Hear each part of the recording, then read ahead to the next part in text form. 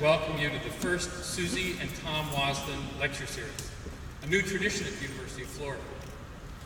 Having a lecture at this time in the academic year is always a challenge because our students are occupied with classes, our faculty are teaching, and honestly on Friday before an away game, there's a lot of folks who've headed off to Nashville to watch the Gators thump the Commodores tomorrow. Still, this group here has the privilege of seeing the lecture live. We are recording this lecture.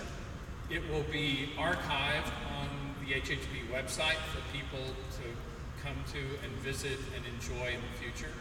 Also, it will be used in classes, courses, and available to our students, who I know will value the chance to hear the conversation between these very exciting experts.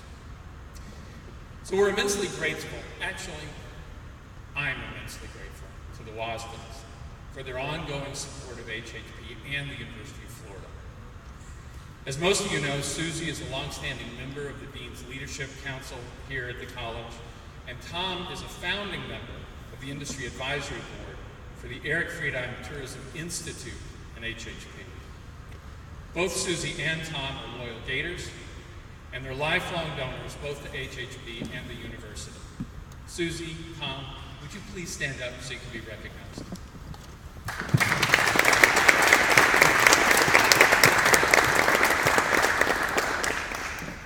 Thanks for all you do to advance the college and the Gator Nation. Today's event also allows us to highlight the good work being done by the Gators in Motion program. Gators in Motion is an after-school program for low-income students that uses tennis to promote character development, academic achievement, and healthy lifestyles. The program is hosted here in the Florida Gym and is highly successful, having served over 850 students and engaged more than 20 UF clubs and student organizations.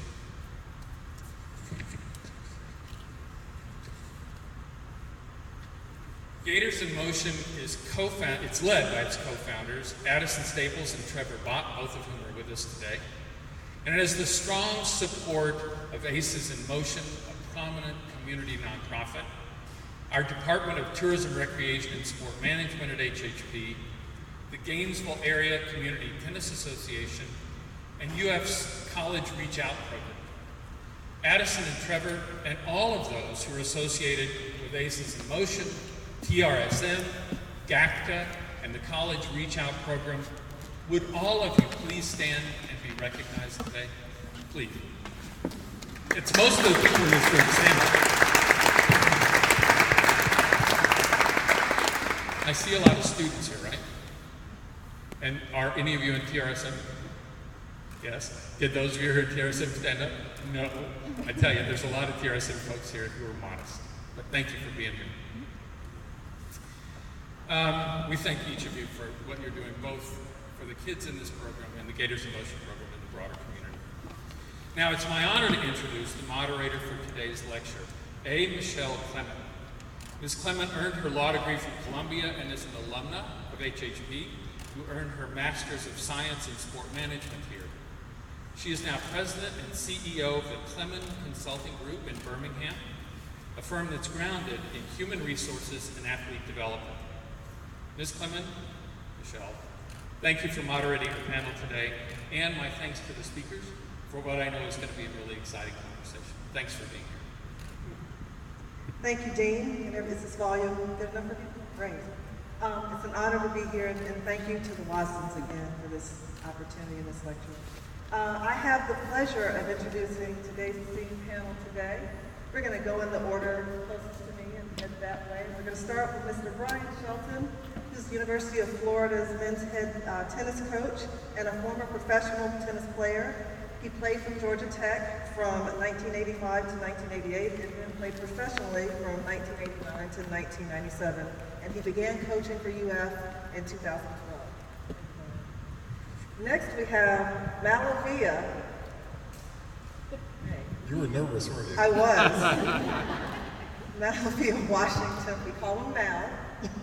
He reached the men's singles final at Wimbledon in 1996, won 4 ATP titles, and achieved a career-high singles ranking of world number 11 in 1992. Washington is the founder of the Malivai Washington Youth Foundation, an after-school youth development program in Jacksonville, Florida. And finally, we have Mr. Todd Martin, a retired professional tennis player with a career-high singles ranking of world number 4. He reached the men's singles final at the 1994 Australian Open and the 1999 U.S. Open final. In addition, he is CEO of the International Tennis Hall of Fame. Thank you, gentlemen, for being here today. Let's give them a round of applause. So before we hop into this conversation, I'm so looking forward to it, I wanted to take just a second to provide some historical context for tennis and inclusivity. Access to tennis was denied to blacks historically more so than it has been to women. Not unlike the Negro baseball leagues, tennis advocates in the black community started tennis leagues and organizations in the early 20th century in this country. For example, the American Tennis Association, which was started in 1996, was the first black professional sports league in the U.S. You have to hop up several decades before you get to that groundbreaking moment where the racial color lines are broken in tennis in 1950. And that's when Althea Gibson played in the Nationals at Forest Hills, and that's what we call today the U.S. Open. Back then it was the Nationals at Forest Hills. She was the first black player to play there, and in 1956 she was the first black player to win an Open. She won at the U.S. Open. And during the course of her 2-year career, she won a total of 11 Grand Slams, which is pretty phenomenal. Fast forward about 10 years, that's when Arthur Ashe becomes the first black man to win the U.S. Open, and that's in 1968. And he was also the first black to play in the U.S. Davis Cup team, and that was in 1963. In the 1970s, along with the emergent movement for women's rights, you have Billie Jean King as a force there. She won 12 singles championships and worked very fiercely around issues of women's equality. Some may recall the Battle of the Sexes that she played in 1973 against Bobby Riggs, if I'm not mistaken. And finally, you hop to kind of current times, and you have Venus and Serena Williams. More prominently between the two, Venus has been very vocal around issues of pay equity, specifically in tennis. So I just wanted to provide that background and that context for this discussion. I think it'll inform some of the perspectives that we hear. And with that, we're going to go ahead and start with our first question. And I want to ask, how do you define activism? And we'll take it in any order in which you feel led to speak. Since I'm closest, I'll speak first. Activism is really just actions that are taken in order to provide social justice, political justice, equality. So it's just it's basically acting, and acting in a way, in a manner that you're going to eventually achieve equality. And so that's the purpose of activism. I think when I look at or think of activism or an activist, I think everyone in their community has the duty to be an activist. And really, I think what it means is finding something in your community where you want to make a difference. It could be around civil rights, it could be around women's rights, it could be around the environment. It doesn't really matter what it is. I genuinely and truly believe that it's all of our responsibilities to find something in our community, and it can be something small, but oftentimes that small thing that we feel passionate about, it grows into something much bigger. And for me in Jacksonville, Florida, it's around kids. That is where I feel I can give back. So I think it's all of our responsibility to be an activist in some way. I don't want, sometimes when we think of activists, we think of that individual who kind of puts a cause on their shoulders, and certainly that is the case with some activists. But in a very small way, right here in Gainesville, right here on this campus, we have the ability to get involved in our community in an area that's important to us, that's personal to us, to affect change in people's lives. That's what I consider an activist is, or activism. So I think it's about taking a stand and then acting on it, literally. When it comes to something that could be controversial, which I think is probably the more common perception of activism, But I would prefer to use a definition that Mal alluded to, and he said to do what's right. I think righteousness is part of it. Is, if you see something that's wrong, aim for what is righteous and move towards that. I don't think it has to be controversial. I think oftentimes it is controversial, or it is something that can be divisive. So within tennis, what equity or social justice issues have influenced the sport from your individual perspective? Let me start, because I might not get the microphone again if Mal starts talking. Sorry, I had to take the first swing too. We're going to be here a while. So Michelle referred to both Althea Gibson and Arthur Ashe, the two most influential African Americans of the 50s and 60s in our sport for sure, but two of the more influential figures in sport in general. They both trained under a gentleman named Dr. Walter Johnson, also known as Whirlwind. He was a college football player, but he took kids, African American kids from the South, and brought them to his home in Lynchburg, Virginia. And when I say his home, I mean his home. I was there just a few months ago. It was a single family home, and he built a tennis court in the vacant lot next to it. And for me, looking at that, at a gentleman who was the first, I think he was the first accredited African-American doctor in Virginia, and he went out of his way to bring dozens of kids to his home just to give them the opportunity to play tennis, because he saw tennis as a life skill builder, a character developer, and a way for them to improve their lives.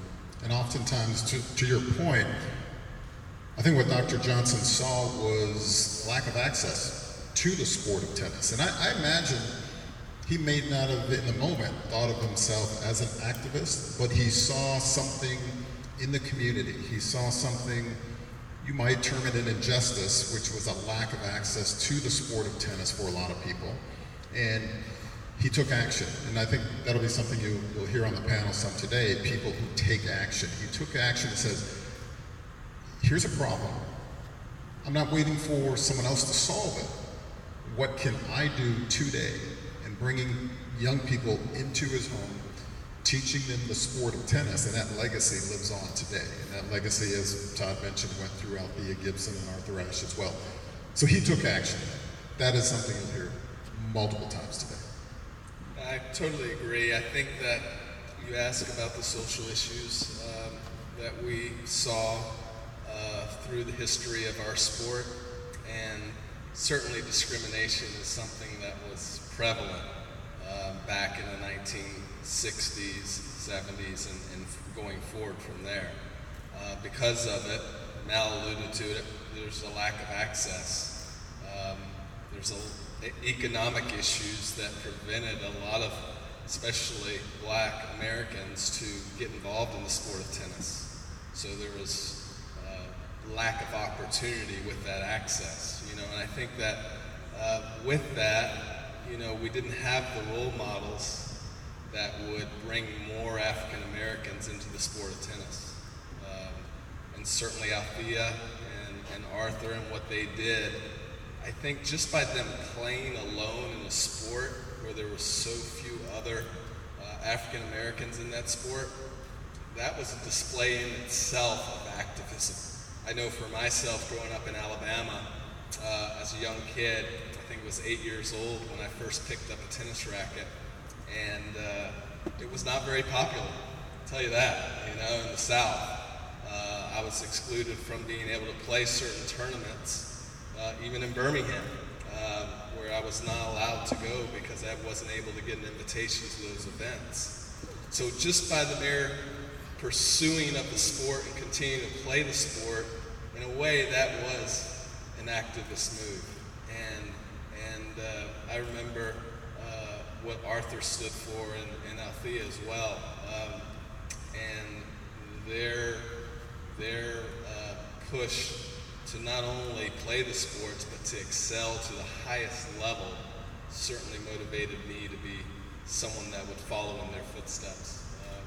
So I think that there are plenty of social issues of the day that we dealt with discrimination, with lack of access and opportunity, that were really just real and powerful, that inhibited a lot of players or people from really entering the sport or having the opportunity to play it.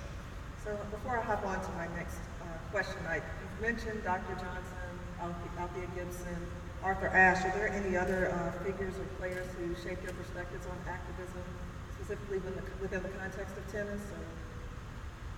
So a gentleman named Jaime Field, who is a player, he's probably 75 years old or so. He's from Chile, but the ATP, which is the professional men's tour, actually has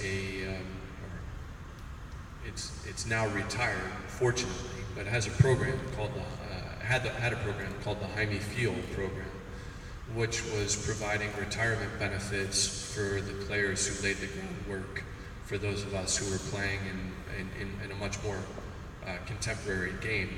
So Jaime was the instigator, if you will, behind making sure that the ATP, when it formed and professionalized and really got its bearings, that the three of us, we contributed a certain portion of our earnings to a pension for ourselves moving forward. 2/3 of that went in laying the groundwork for us and establishing our pension, but 1/3 of it went to those playing for the 15 years preceding us. So it was not a public act of activism, but it was a very important stake put in the ground that said it's time that we start doing things right for those who have laid the groundwork, for those who are benefiting it from it so much.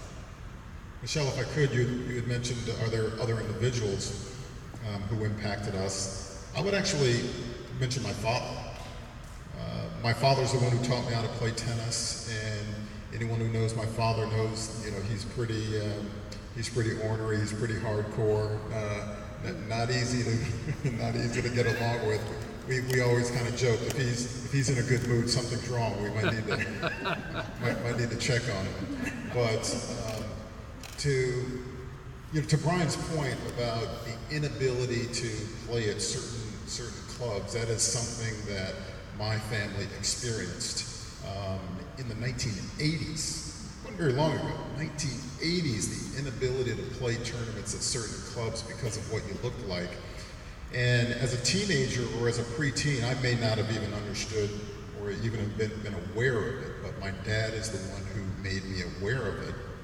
And he was the type who said, okay, this is an injustice that I see in tournaments that were sanctioned by the highest levels of American tennis. I'm going to let it be known. I'm going to write letters. I'm going to talk to people. I'm going to talk to USTA presidents. I'm going to talk to anyone who's willing to listen about these injustices. And I think it was the first time that I probably realized in my life that if you do see something wrong that's going on, you can probably do one of two things. You can sit on the sideline, or you can actually take action and do something about it. So in his way, and you can always question if that was the right way of taking action or not, but in his way, that was his way of taking action, trying to right a wrong, trying to point out an injustice, and oftentimes that's the point. You want to expose the injustice as well as trying to do something to correct that injustice. I think one of the giants that you alluded to earlier is Billie Jean King. When you talk about activism, you talk about social justice, and you talk about someone who would stand up and and really fight for gender equality. You have to mention Billie Jean King, because has been and continues to be a voice, a strong voice. And here we are sitting at the University of Florida, and you think about one of the biggest things in sports. We talk about Title IX all the time.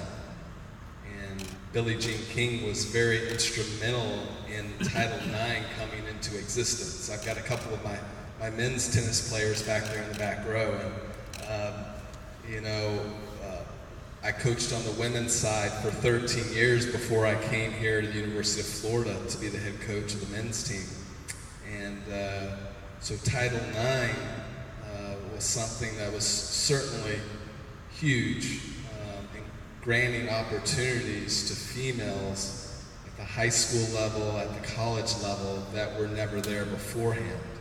I think it was in 1973 or 74 when Title IX was instituted, and it changed the lives for a lot of females, including my daughter, who is now looking at universities and getting ready to go off to school in a year, to provide her and others opportunities to really participate in sports, both at the amateur and professional level.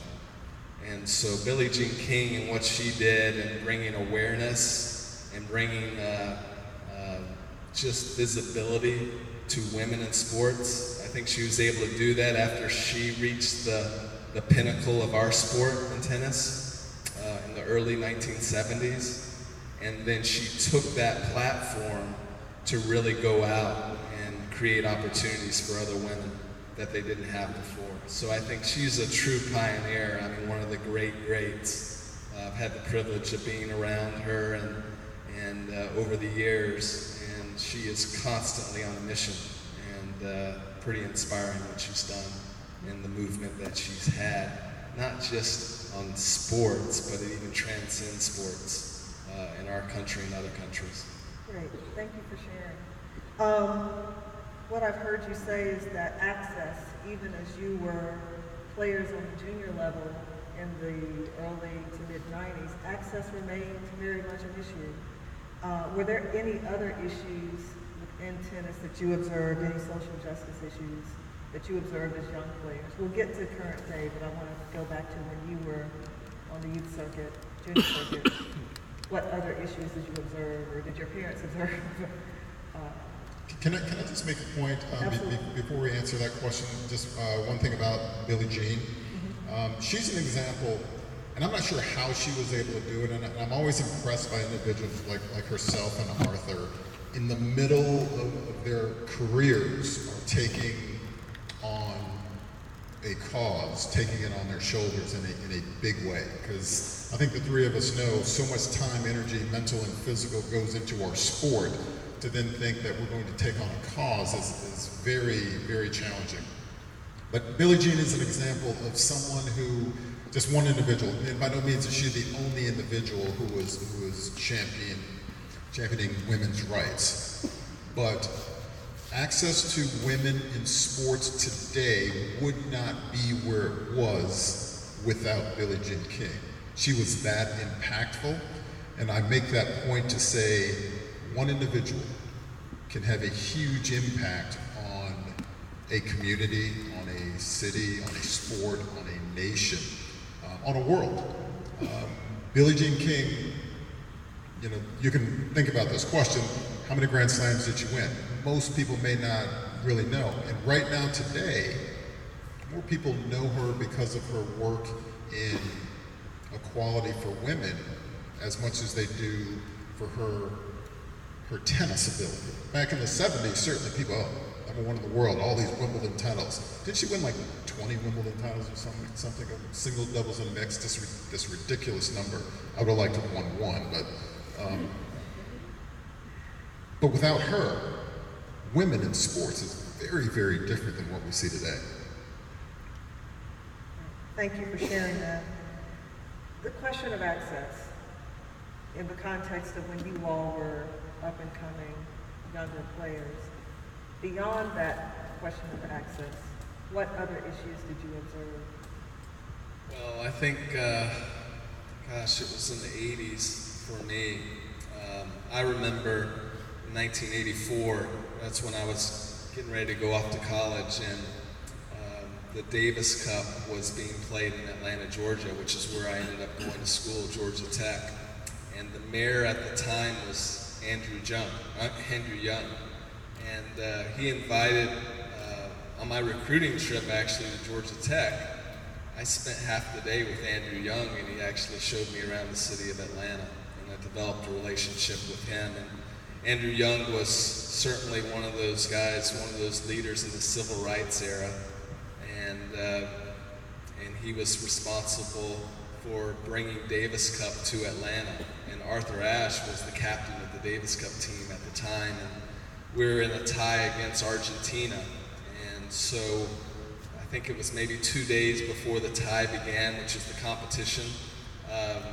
They had a function, and I was invited to come to it. And so I met Arthur Ashe for the first time, and I remember, like it was yesterday, sitting there at the table, about to start the meal, and Arthur Ashe and Andrew Young talking about apartheid and the things that were going on in South Africa, and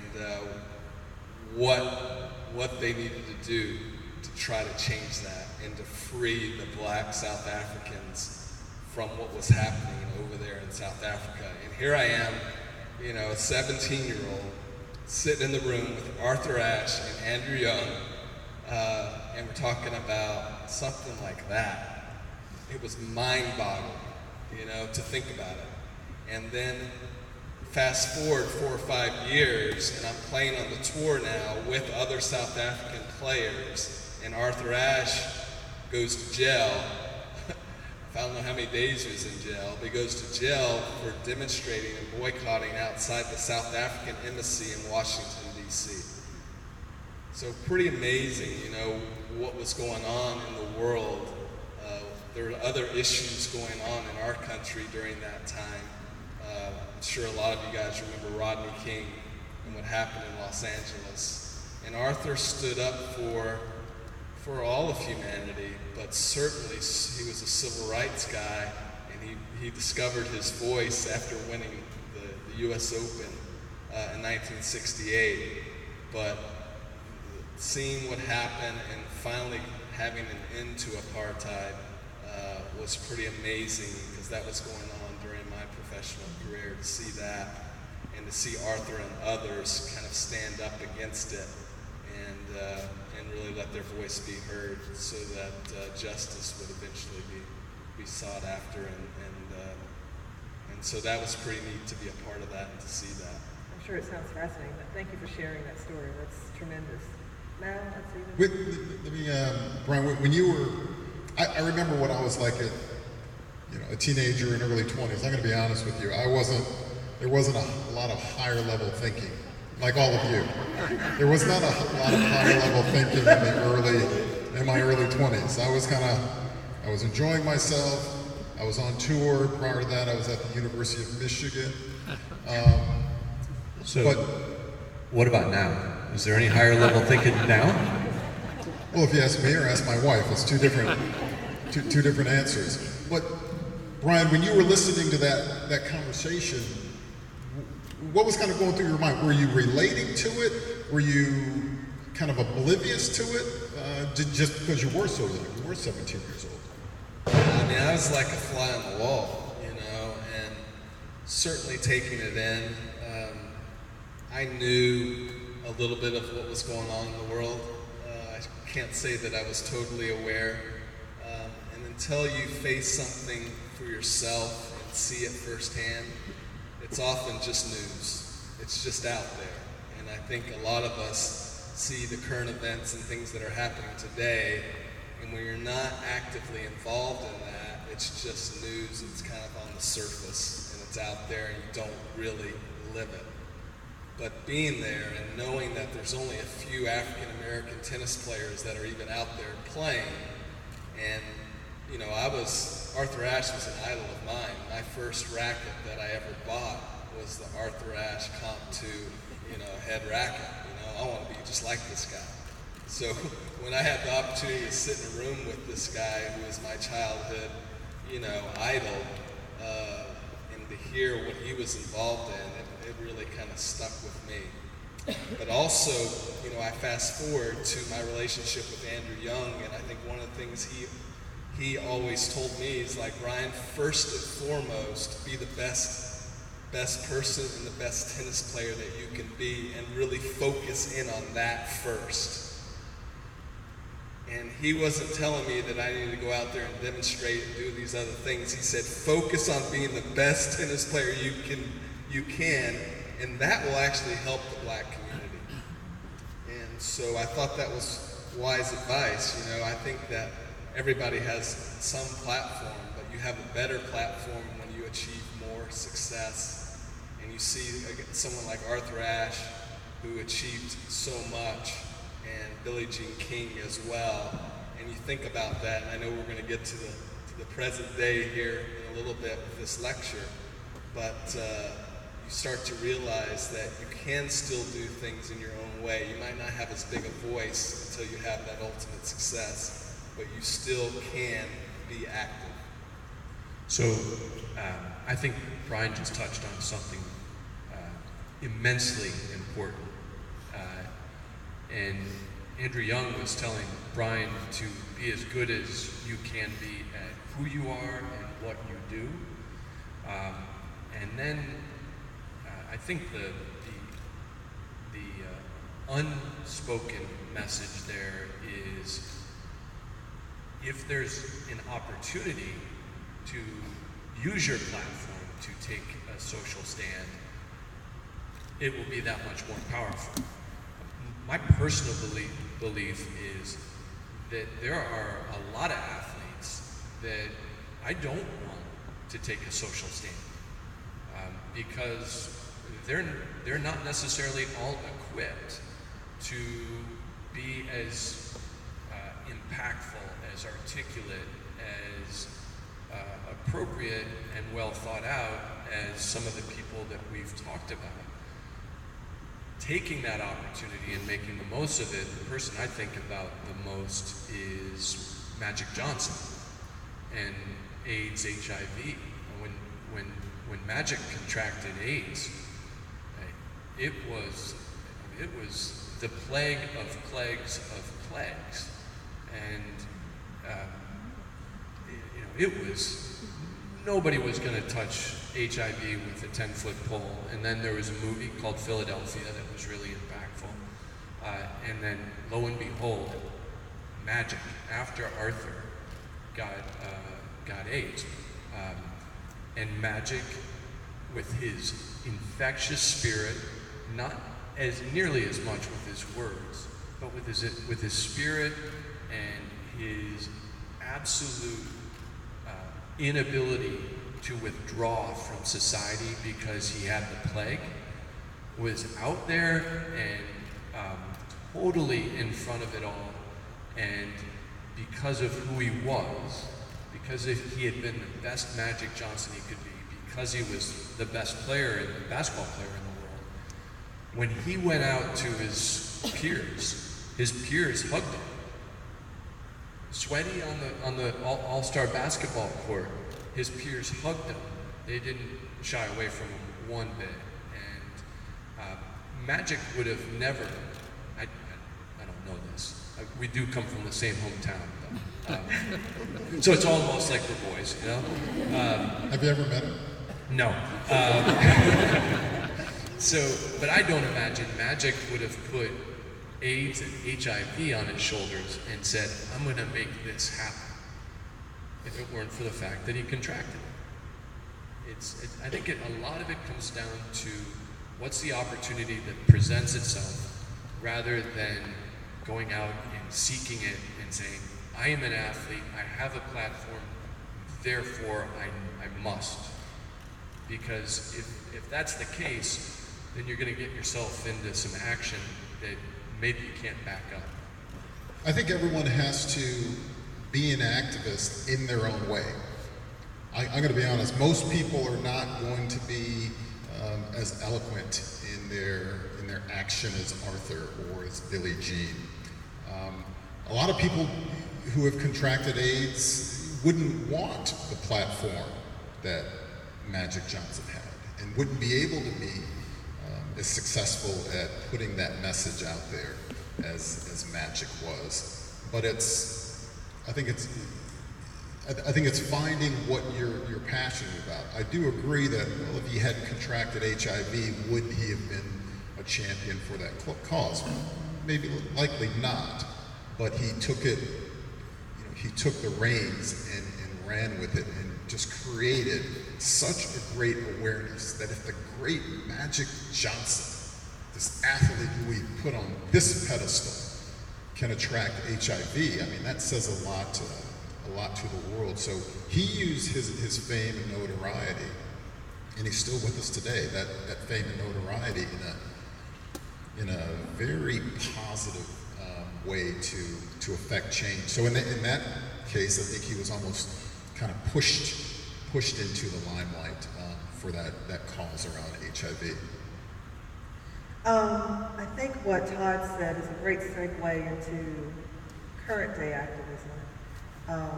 And your comments then beg the question, are there any current activists / athletes who are models in your minds for pursuing that?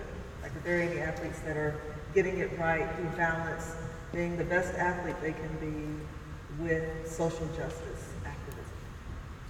I think we see Serena Williams in the forefront of our sport right now, and she's certainly been very dominant.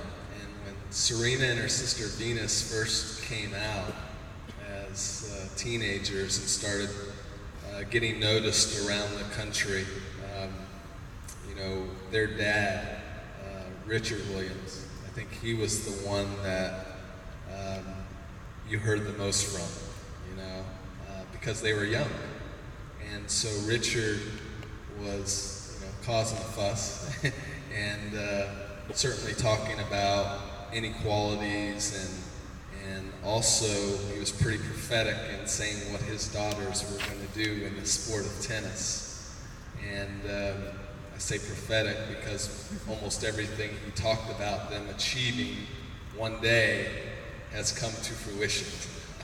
So a lot of people kind of dismissed him in those early days and said this man's crazy. And now we look at him and there's a level of respect that he's achieved because of the truth in his words. But although Serena gets the most probably notoriety from her achievements, Venus has been a quiet champion who has done a lot for our sport. That's for sure. And one of the things that one of the causes that she's championed is about pay equity. We talk about pay equity. For years, men were receiving much better compensation than women as it relates to prize money in our Grand Slams especially. And Venus kind of championed the cause to try to bring about equality in that place for other women tennis players. And as of now, we have equal prize money in the Grand Slams. Billie Jean King was one of the ones who first got equal prize money at the U.S. Open. And then recently, Wimbledon came, I think they might have been the last ones, is that right? I think they were the last Grand Slam to adhere to the same policy of having men and women have equal prize money in the Grand Slam. So that's a cause that I think Venus has championed, and it wasn't something that happened overnight. As most things, whether it's civil rights or any other rights, for it to really make improvement, it's a slower process. And so over the years, I think because she's been on these boards, player councils, and had that voice and that platform, she's brought about equality. So I think Venus Williams is certainly someone. And then we see her sister Serena now. Obviously what happened at this year's US Open, a lot of people are aware of. in the finals of the U.S. Open. She certainly spoke up after feeling like she was wronged, and she's turned that one incident as an opportunity to speak up for women's rights, not just women athletes, but women in general. And so, again, we're talking about a platform that she has now, being one of the greatest female athletes ever. And so she, at this point in her career, has the ability and has the audience to be able to speak up on behalf of other women. So I think she's taken that platform. But I think what you've also seen is how often slow progress can be. I mean, here we are in 2018, and we're talking about equal pay for women. And Billie Jean King was championing that back in the 1970s.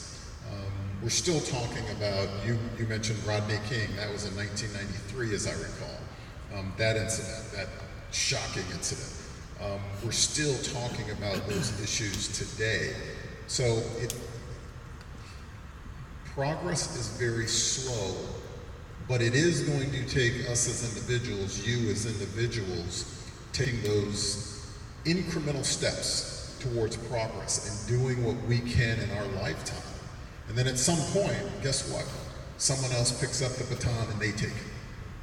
Unfortunately, the progress we want to see, I would love to see progress made, snapping our fingers, and come next week or some legislation is passed. But it takes a long time for old notions to die. It takes a long time for legislation to pass. It takes a long time for that progress to come around. With so many of these issues, we may never see it in our lifetime.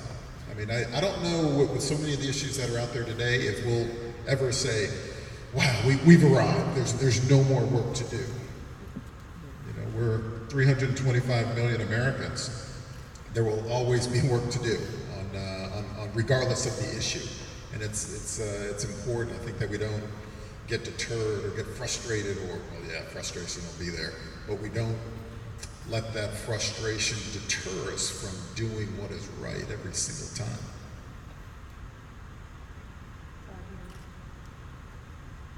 So,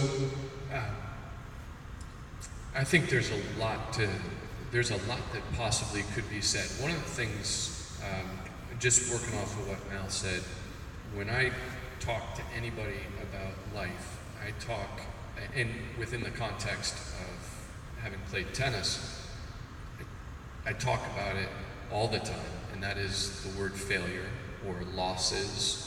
And all of those losses, and I'm sure Mal and Bryan would agree with me, have taught us more lessons than winning any one match. When I lost to you in the quarterfinals of the Aussie Open, I didn't learn anything remarkable. I'm still upset about it. Yeah. Well, the one and only time that I lost to you, I learned an awful lot. This feels good. That was the semifinals of Wimbledon. Yeah. So what Mal just said is, we're never going to run out of issues.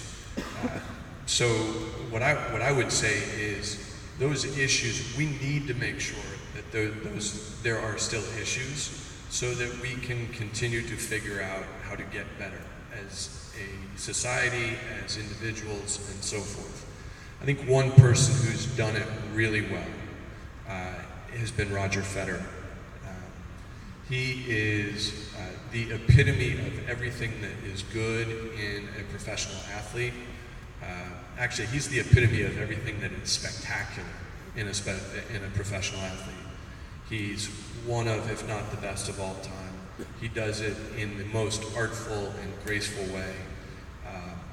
On the court, commercially with those sponsors that he has, but off the court, socially, he is so committed to his mother's home nation of South Africa and to helping that nation progress. Really, an amazing person in so many ways, and this is one of those examples of righteousness as opposed to controversial. I really think that Roger is doing what is right without having to be controversial in what he's doing. And I think the power in that has been, is just constantly being felt around the world. I would encourage all of you to go on the internet and look at what Roger Federer is doing with his foundation. And their goal of reaching, I think it was 2018 was the goal, to reach 1 million kids that they were touching. But he also works with kids in his home country as well. But really providing, I mean, to be honest with you, he's an activist. He's providing, through his foundation, education to kids. Literally kids who wouldn't have education at all. Trying to give them one step ahead in life. He's taking it upon his shoulders with his organization, and I imagine he's asked himself, okay, what can I do? And where do I want to do it? I want to do it in South Africa. I want to do it in Switzerland with kids who are also struggling there. And he's done it and taken it to another level. We talked about how eloquent, like an Arthur Ashe or a Billie Jean, can talk so passionately about what they do. Roger Federer, with what he's doing, he's right up there with Billie Jean and Arthur, without question. Final question before we throw the questions out to the group. You all have named tennis players that you think have struck the nice balance between excelling in the sport as well as righteous activism. Are there any athletes outside the context of tennis that you think are models for athlete and activism? LeBron James. What I like about LeBron James, I've never met him, don't know him at all. I would be comfortable telling my kids, look at LeBron James, do what LeBron James does, carry yourself like LeBron James does.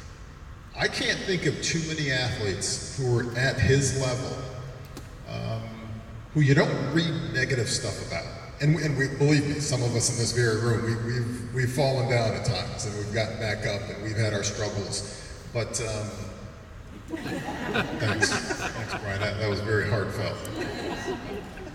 But LeBron, you don't read negative things about him in the paper, and he's doing what he can in his hometown of Akron, Ohio, giving back, sending thousands and thousands and thousands, committing tens of millions of dollars, not only to his school, but to helping young people go to college.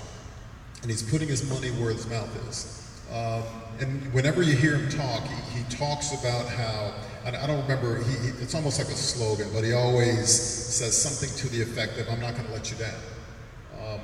He feels the responsibility to carry himself in a certain way, so every single kid who's impacted by his foundation or his school can look to him as a role model, as a positive role model. Believe me, there's plenty of negative role models out there, but I look at LeBron James and say, wow, that's someone to imitate if you're a young kid. Bryan? I think it's interesting, you talk about LeBron and you think about over the years, what we've seen from him, and I think early on we just thought of his greatness as a basketball player and as an athlete, just this incredible guy who's at such a young age, he's already physically matured more than anyone else that you see playing the game. And so you saw the physicality and saw what he brought. And then as he's matured and grown, I think it's similar to Arthur and others that maybe he was reluctant early on to really have a voice on certain issues that were happening, especially in our country. And now you see over the last year, 2 years, that he's a little bit more willing and open to articulate some of his feelings and his thoughts and concerns about things that are happening in our country. And I always feel like that's an interesting process to see an athlete or a person and how they continue to mature and develop, and as they start to think more about the things that are happening in our society, how they start developing a voice. And I think when we look at this country, we see a lot of division still. And that division that we have in our country, I think LeBron has taken some steps to let his voice be heard about some of the issues, especially as it relates to police brutality, especially in the African American community. And so he's stepping out now to have his voice be heard. And I think that's interesting. Obviously, we all hear about Colin Kaepernick in the NFL and the football players taking a knee during the national anthem. And I think that's a question that we always look at as well is that the right thing to do? Was that the right way to go about it? And I'm sure we'll have differing opinions in this room. But sometimes what gets lost is the real message that needs to be heard. And we start thinking about the action as opposed to thinking about why that action is taking place. And so as we look at the issues that would have gone on, history basically tells the story, how we got to where we are today. And if you look back, even back in the 1950s, 60s, 70s, and how our country changed, and how the inner city, things kind of digressed in the inner city when jobs were lost and a lot of different political things that were going on at the time, and how that affected the inner city, and how crime went up as jobs went down, and how all of a sudden our prisons in the United States just blew up. And so there was a displacement of fathers from families, and on and on and on. And so when you fast forward to now and you see like the Malivai Washington Foundation and Todd's Foundation, Todd's Foundation, and the foundation here, GACTA, we call it GACTA, that's the Gainesville Area Community Tennis Association. And what's happening in the inner cities through tennis and the good that's happening. Arthur Ashe was the founder of NJTL, him and Charlie Passerell. And you see the good things that are happening in the communities. It's a response to what has led us to where we are today. And it's what we can still do to helpfully reverse some of the bad things and the bad direction that our inner cities have been going in for so many years. So, history kind of set the table for us, and now it's our opportunity to try to reverse some of that and make positive some things that were negative. It's very difficult, and you talk about the maturation of LeBron James. Take the next football player, basketball player that comes out of the University of Florida that goes on to play pro at 22, 23 years old. They're probably not in a frame of mind where they're going to shoulder this cause, not at 23, 24 years old. But as they get older, and as LeBron has realized his influence and how much one tweet or one little video or one statement that he makes in a press conference, and he's very good at wearing certain clothing and hats that say things. He does that on purpose because he's always trying to get a message out there. And as he's gotten older and more mature, I think he's taken on a different level of responsibility. He's willing to do that. I don't think a lot of people are always willing to do that. And you mentioned Colin Kaepernick. Regardless of what you think about his stance, with any type of activism, you might put it out there by a physical showing by kneeling or locking arms at a ball game, whatever it is. What I hate to see is there's no additional step. There has to be a step beyond the kneeling or beyond the locking arms.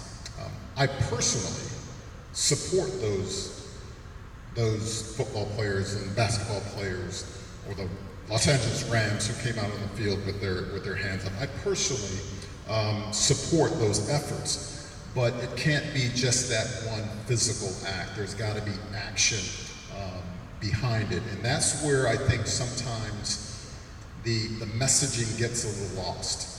I think at times, just staying on the whole kneeling thing, I think the message about why they are doing it has gotten lost at times. And then when you have someone with a bully pulpit who is kind of changing, in my opinion again, just changing that narrative a little bit about what it means to kneel, then I think sometimes that activism, that show of activism, isn't hitting the point for why they're actually doing it. So, you know, as players, in some ways, at 24 years old, you're taking a stance or you're kneeling or whatever it is, I think they're not as eloquent as an Arthur Ashe to then back it up with words. Because at 24, 25 years old, or some of you young folks here, you may not have a strong position on something.